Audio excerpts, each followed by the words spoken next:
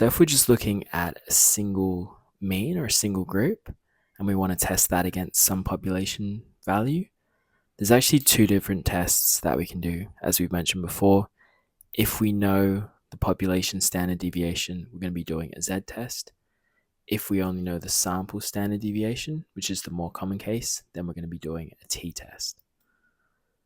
So we've got a one sample z-test for means, and that's when we've got the population standard deviation.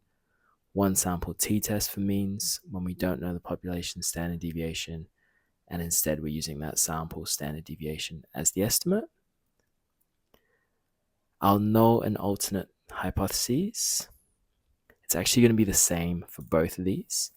So we've got the null hypothesis is just that the mean is equal to some value, and we've got alternative hypothesis that either the mean is not equal to some value, so that would be our two-tailed test if we're just looking for a difference.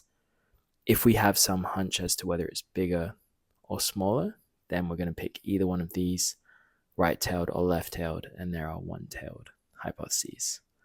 So the hypotheses are the same regardless whether it's a z-test or a t-test. For our one sample z-test, if we're looking at our degrees of freedom, which is like the amount of choice that we have, it's actually not needed because we know what the population standard deviation is, so we don't need to worry about estimating it like that. Whereas for the t-test, we say that it's n minus 1 degrees of freedom, so just whatever our sample size is, subtract 1. And then that brings us to our distribution. So for a z-test, we just say that's distributed normally with a mean of 0 and a variance of 1, so a standard normal distribution. Whereas for our one sample t-test, we say it's distributed as, so that squiggle means distributed as, a t-distribution with n minus 1 degrees of freedom. For our test statistic, they're going to look very similar. For our z-test, we say z equals x bar minus the population value divided by sigma divided by the square root of n, where x bar is our sample mean, mu0 is our population mean, so just whatever that value is under the null hypothesis. Sigma is the population standard deviation, and n is the sample size. So that is the formula to get the z value for a one sample z-test.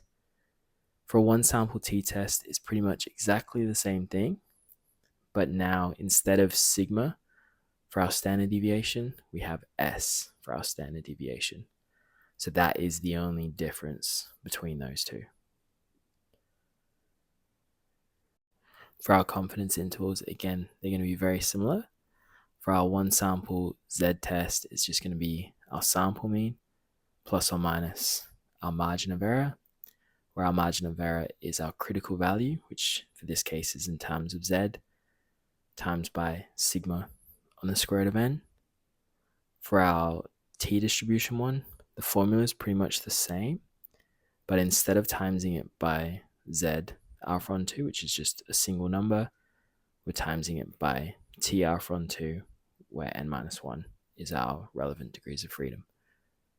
So if we break this down, we can see x bar is our sample mean, z alpha on 2 is our z score corresponding to the desired confidence level. So for example, a very common one, if we're looking at a 95% confidence level, it's just 1.96. So that 1.96 replaces that whole term there. Sigma is our population standard deviation, and n is our sample size. For our t1, pretty much the same thing, but now this whole t alpha on 2 n minus 1 is the t-score that corresponds to the desired confidence level with n minus 1 degrees of freedom. So we'll get that from our t-tables or a t-calculator. X bar, still the sample mean, s is the sample standard deviation, and n is the sample size.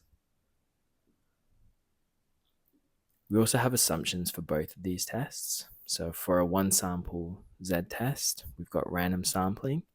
So that's just that the data should be randomly selected from the population, ensuring that it is representative of that population. We also have normality, which we'll touch on more in a later section. But basically, we're assuming that the data is normally distributed, so a bell curve distribution.